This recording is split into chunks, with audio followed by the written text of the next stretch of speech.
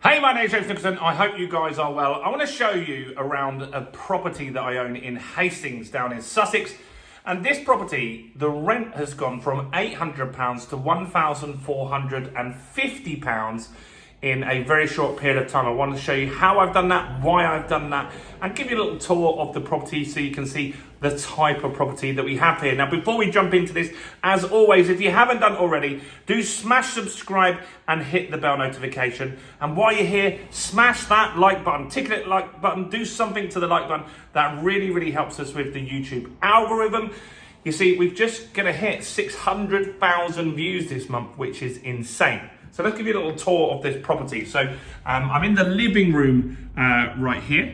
Not a bad sized living room. I'll probably say this is 12 by 12 feet. Goes onto a main road out there. And then if you go through here, we've got a kitchen. And this had a full refurbishment during the pandemic.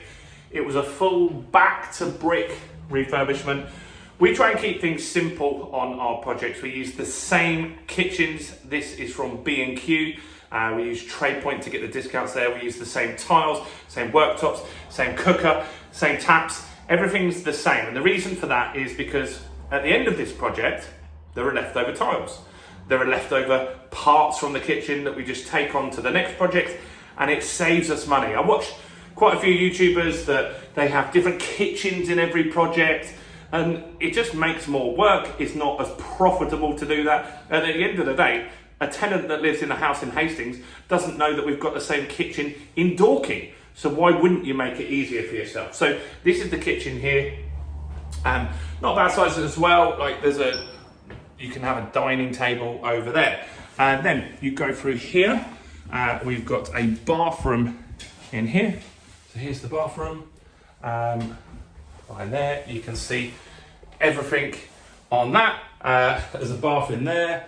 So that's how that looks. And then let's have a look up the stairs. So upstairs we've got 3 bedrooms here. This is just about a double here. Just about a double. Small double bedroom in here.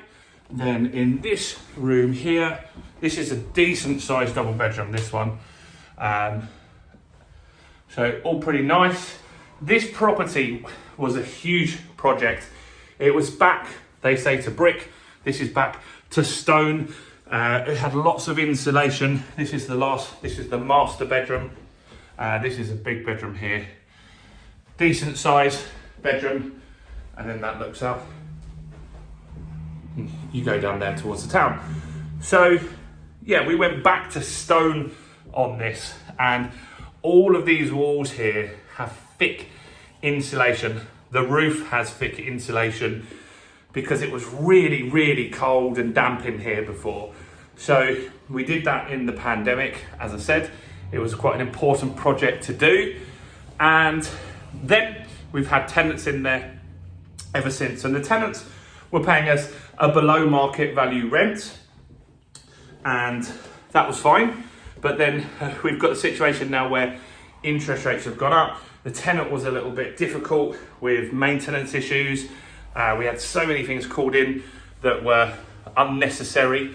So we decided to part ways on that by mutual agreement. In fact, I actually gave them some money to leave. So we've then taken this on to Hastings Council, and we've taken this to their social team. So this is a property now that will be used for social housing for various different projects that they've got.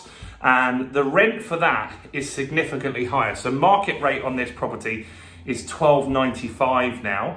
That's what we would get today. The council are going to be paying us £14.50. They're going to guarantee the rent as well, which is easy. We get 3 months rent up front, which takes off some pressure as well.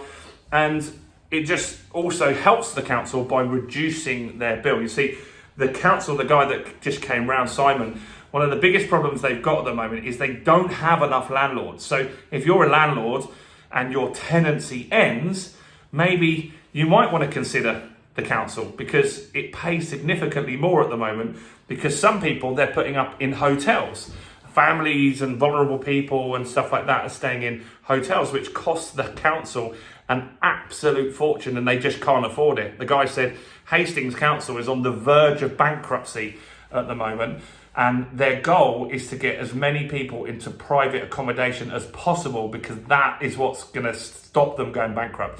He was saying the biggest problem for the council is accommodation. That's the biggest cost they've got. It's costing them way too much money and making their books not balance well.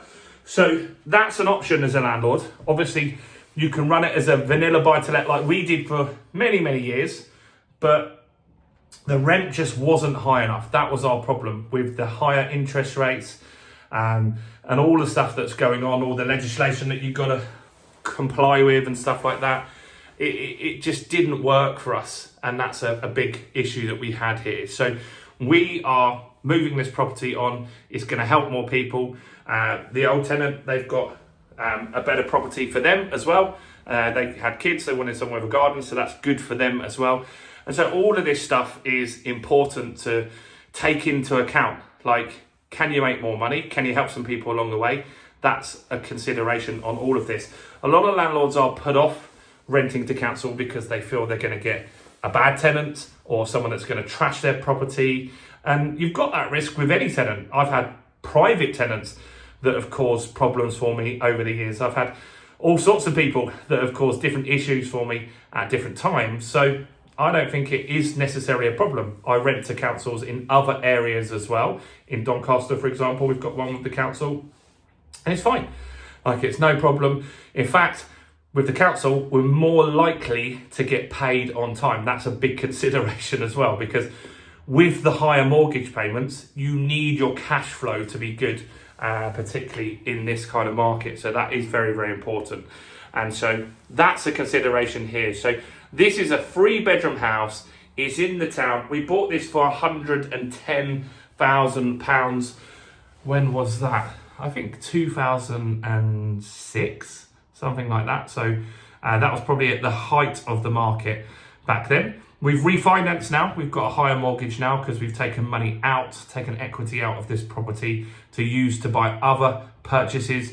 But we've got around 50% mortgage with the current market value at the moment, which is about where we want to sit comfortably in this market. So that's it. I thought I'd show you around one of my properties. I haven't done enough of that recently because they've all been rented out. And so this one came vacant. I had to come down here for a meeting, so I thought this would be interesting for you. See, I do actually have some houses. So let me know what you think in the comments. Would you change from a private tenant to a council tenant? What do you think about the council bankruptcies and stuff like that? Do comment below. Do smash the like button. Do subscribe if you haven't done already. We're getting more than 500 subscribers a day, sometimes 1,000 at the moment. While you're here as well, go and check out some more content on my channel. Why don't you go and watch this video right here?